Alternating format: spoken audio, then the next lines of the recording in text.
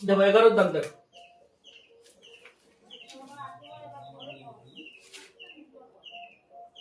11 দাগ কি বলেছে দেখো, 9,000 টাকা 3 বন্ধুর মধ্যে এমন ভাবে ভাগ করে দিই যেন প্রথম বন্ধু যা পায় দ্বিতীয় বন্ধুর তার দ্বিগুণ পাবে, এবং তৃতীয় বন্ধু প্রথম 2 বন্ধুর প্রাপ্য মোট টাকার অর্ধেক পায়। তাহলে কে কত টাকা পাবে হিসাব করে নিই। তাহলে 9,000 টাকার মধ্যে 3 বন্ধুর মধ্যে ভাগ করে দেব। প্রথম বন্ধু যা পাবে দ্বিতীয় বন্ধু তার দ্বিগুণ পাবে। যদি প্রথম বন্ধু 10 টাকা পায় তাহলে দ্বিতীয় বন্ধু কত পাবে? 20 টাকা। আর তৃতীয় বন্ধু কত পাবে না, দুজনের যোগফলের অর্ধেক, মানে 10 যুক্ত 20 কত হবে? 30/2, তাহলে 15 টাকা, সেটা তৃতীয় বন্ধু পাবে। এরকম হিসাবে 3 বন্ধু ভাগ করে নেবে, মোট 9,000 টাকা। ঠিক আছে, তাহলে দেখো আমি ধরে নেব যে ধরি প্রথম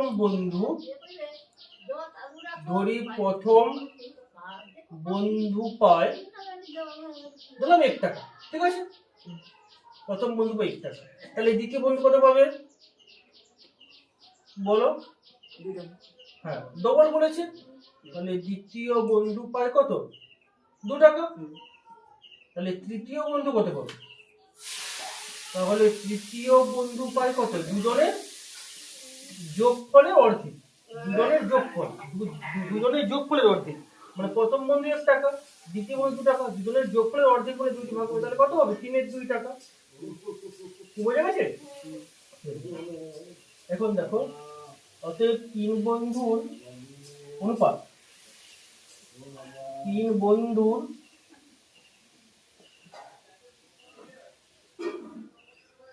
প্রাপ্য টাকার অনুপাত,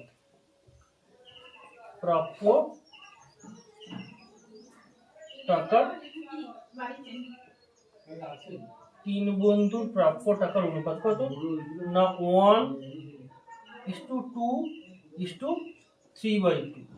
তাহলে কত হবে না, সমান এই 2 এর সঙ্গে এই 2 এর গুণ হবে, তাহলে 2:2 কত? 4:3। এই যে অনুপাতটা, এই অনুপাতটা 9,000 টাকার মধ্যে ভাগ হবে, তাহলে 2:4:3। এখন 9,000 টাকার মধ্যে এখন কত না 9,000 টাকার মধ্যে 9,000 টাকার মধ্যে প্রথম বন্ধু পাবে, প্রথম বন্ধু পাবে কত না 9,000 গুণিতক 2 এই তিনটাকে যোগ করবো, 4 2 6 9 হবে, তাই তো? 6 3 9, মানে এটা আনুপাতিক ভাগ, আমি একটু শর্টকাটে করছি, মানে তোমাকে এরপরে কি বলতো এই তিনটে অনুপাত আনুপাতিক ভাগ হারে করতে হতো। অর্থাৎ কি না, প্রথম বন্ধু আনুপাতিক ভাগ আর 2/2 + 4 + 3, দ্বিতীয় বন্ধু আনুপাতিক ভাগ আর 4/2 + 4 + 3। ঠিক আছে, একবারে করে দিচ্ছি। 9 একে 9, 9 0 0 1000, তাহলে 1000 গুণে কত? 2,000 টাকা। তাহলে 2,000 টাকা কে পাবে না প্রথম বন্ধু। দ্বিতীয় বন্ধু কত পাবে? দ্বিতীয় বন্ধু পাবে কত না 9,000 গুণিতক 4/9 হবে, তাই না? তাহলে 9 একে 9, 1000, সেই 1000 4 কত? 4,000 টাকা। তাহলে তৃতীয় বন্ধু কত পাবে? তৃতীয় বন্ধু পাবে কত না 9,000 গুণিতক কত? 3/9, 9 একে 9, 1000, 1000 3 কত? 3,000 টাকা। তাহলে প্রথম বন্ধু কত পাবে? প্রথম বন্ধু পাবে এই টাকা 2,000 টাকা। দ্বিতীয় বন্ধু কত পাবে? দ্বিতীয় বন্ধু 4,000 টাকা। আর তৃতীয় বন্ধু কত পাবে? 3,000 টাকা। তাহলে কত? 4 3 7 8 9, তাহলে সব হলো 9,000 টাকার মধ্যে। এটা উত্তর। ওকে,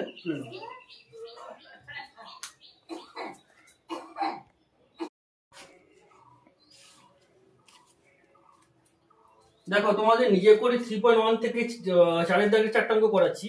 এখানে কি 5:3 সমানুপাতিক 25 জিজ্ঞাসা চিহ্ন, মানে আমাকে এখানটা চতুর্থ পদটা বের করতে হবে। এই অঙ্কটা কি?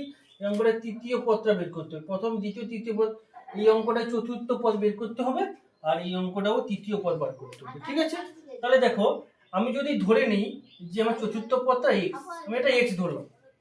ঠিক আছে, তাহলে আমরা সূত্র কি জানি? সূত্র জানি যে প্রথম পদের সঙ্গে চতুর্থ পদের গুণ হয়। তাহলে আমরা কি লিখতে পারি না প্রথম পদ গুণিত কি চতুর্থ পদ, প্রথম পদের সঙ্গে চতুর্থ পদের গুণ হয়। যেহেতু এটা সমানুপাতি আছে তাহলে এটা সমান হয়। আবার কি হয় না দ্বিতীয় পদের সঙ্গে কি হয় না দ্বিতীয় পদের সঙ্গে তৃতীয় পদের গুণ। তাহলে এদিকে দেখো, তাহলে আমরা বলতে পারি যে প্রথম পদের সঙ্গে চতুর্থ পদের গুণ হলো সমান দ্বিতীয় পদের সঙ্গে তৃতীয় পদের গুণ।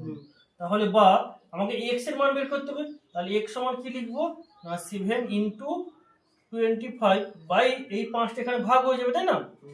তাহলে 5 5 কত 25 আর 7 5 কত 35। তাহলে এক্স এর মান 35। তাহলে আমার এই ঘরটায় কত হবে 35 হবে। তাহলে আমাদের চতুর্থ সমবাদীটা কত পেলাম 35। একই রকম ভাবে আমরা দুই দাগেরটাও করব। যে ধরে নেব এটা যদি আমি এম ধরি, তারপরে আমি এম ধরলাম যে তৃতীয় সমানুপাতিটা এম, ঠিক আছে? তাহলে আমরা সূত্র কি জানি না দ্বিতীয় পদের সঙ্গে তৃতীয় পদের গুণ, মানে দ্বিতীয় পদ গুণিত তৃতীয় পদ, মানে 7 ইন্টু এম সমান কি না প্রথম পদের সঙ্গে চতুর্থ পদের গুণ, প্রথম পদের সঙ্গে চতুর্থ গুণ, ঠিক আছে? আমরা এখানে প্রথম পদের সঙ্গে প্রথম চতুর্থ পদ করেছিলাম না, কারণ আমরা এক্স এর মানটা বের করবো। এখানে আমরা তৃতীয় পদ আমরা এটা সমান এটা বা এটা সমান এটা লিখতে পারি, ঠিক আছে? কোনো অসুবিধা নেই। আমরা আমাদের কিন্তু নিয়মটা মনে রাখতে হবে যে দ্বিতীয় পদের সঙ্গে তৃতীয় পদের কিন্তু গুণ করতে হবে। কোনোদিন যে দ্বিতীয় পদের সঙ্গে চতুর্থ পদের গুণ হবে না, ঠিক আছে? তাহলে আমরা দ্বিতীয় পদের সঙ্গে তৃতীয় পদের গুণ করলাম সমান প্রথম পদের সঙ্গে চতুর্থ পদের গুণ করলাম। বা এখান থেকে যদি আমি এম এর মান বের করি তাহলে কত পাবো না 6 ইন্টু 35 বাই কত 7, তাহলে 7 5 কত 35 আর 6 5 কত 30। তাহলে এম এর মান কত পেলাম 30। তাহলে এটা তৃতীয় সমানুপাতিটা 30। ওকে, আচ্ছা চলে আসি, এটাও চতুর্থ সমানুপাতি বের করতে হবে। এটা যদি আমি পি ধরে নেব, তাহলে পি ধরবো, তাহলে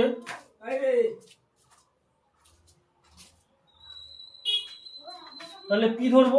তাহলে পি ধরলে কত হবে না আমাদের সূত্র কি না প্রথম পদের সঙ্গে চতুর্থ পদের গুণ সমান 28 ইন্টু বা পি সমান কত পাবো 28 ইন্টু 3 বাই 21।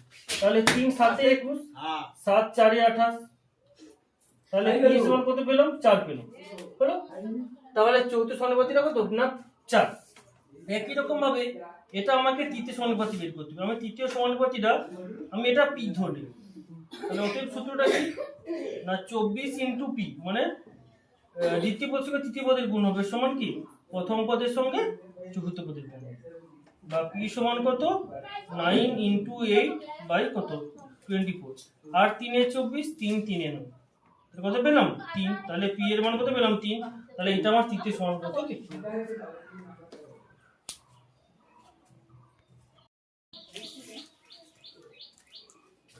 দেখো বলেছে নিচের সংখ্যাগুলি ক্রমিক সমানুপাতে আছে কিনা দেখি এবং সমানুপাতটি লিখি। এটা নিজে করে 3.3 নিচের সংখ্যাগুলি ক্রমিক সমানুপাতে আছে কিনা দেখি এবং সমানুপাতটি লিখি। তাহলে এখানে তিনটা পদ আছে, এখানে তিনটা পদ আছে, তাহলে ক্রমিক সমানুপাতে আছে কিনা কি করে বুঝবো না দেখো একটু দেখে নাও। আমরা প্রথম পদের সঙ্গে তৃতীয় পদের গুণ করব। কার গুণ করব তৃতীয় পদ। প্রথম পদের সঙ্গে তৃতীয় পদের গুণ করলে কত হবে না 5 গুণিত কত 20, তাই তো? প্রথম পদ 5, তৃতীয় পদ 20, 20 5 কত 100। তাহলে 100 কার বর্গ 110 এর বর্গ না, 100 তো 10 এর বর্গ, তাই না? তাহলে 10টা কি 10টা দেখো সমান দ্বিতীয় পদ তার বর্গ, তাই না? তাহলে প্রথম পদের সঙ্গে তৃতীয় পদের গুণ করে দেখলাম যেটা পেলাম সেটা হলো দ্বিতীয় পদের বর্গ। তাহলে অতএব তিনটি সংখ্যা ক্রমিক সমানুপাতিক হয়েছে, তিনটি সংখ্যা ক্রমিক সমানুপাতিক হয়েছে, ক্রমিক সমানুপাতিতে আছে। তাহলে অতএব সমানুপাতটা কত হবে দেখো, যেটা বর্গ হয়েছে তাহলে এটা দুবার লিখবো, এটা কি লিখবো দুবার লিখবো, মানে 5:10 সমানুপাতি 10:20 বোঝা গেছে? তাহলে আমরা এইভাবে আমরা সমানুপাতে তৈরি করতে পারি। এটাও সে অঙ্ক। তাহলে আমরা কি করব না, প্রথম পদের সঙ্গে আমরা গুণ করব কার না, তৃতীয় পদের গুণ করব, তৃতীয় পদের গুণ করব। তাহলে গুণ করব কত, প্রথম পদ কত 4 ইস্টু কত 12, 12 4 কত, 12 4 48। তাহলে 48 কি 6 এর বর্গ? বলো 12 4 কত 48, 48 কি 6 এর বর্গ না, তাহলে এটা কিন্তু নট ইকুয়াল টু 6 এর বর্গ। মনে হচ্ছে না, দেখো 6 এর বর্গ কত 36 হয় তো, তাই না? কারণ 6 স্কয়ার তো কত হয় 36 হয়, তাই তো? 6 স্কয়ার কিন্তু তো 48 হয়েছে। তাহলে এটা কি, এটা ক্রমিক সমানুপাতিতে নেই। ঠিক আছে, তাহলে বুঝতে পারলে? তাহলে অতএব তিনটি সংখ্যা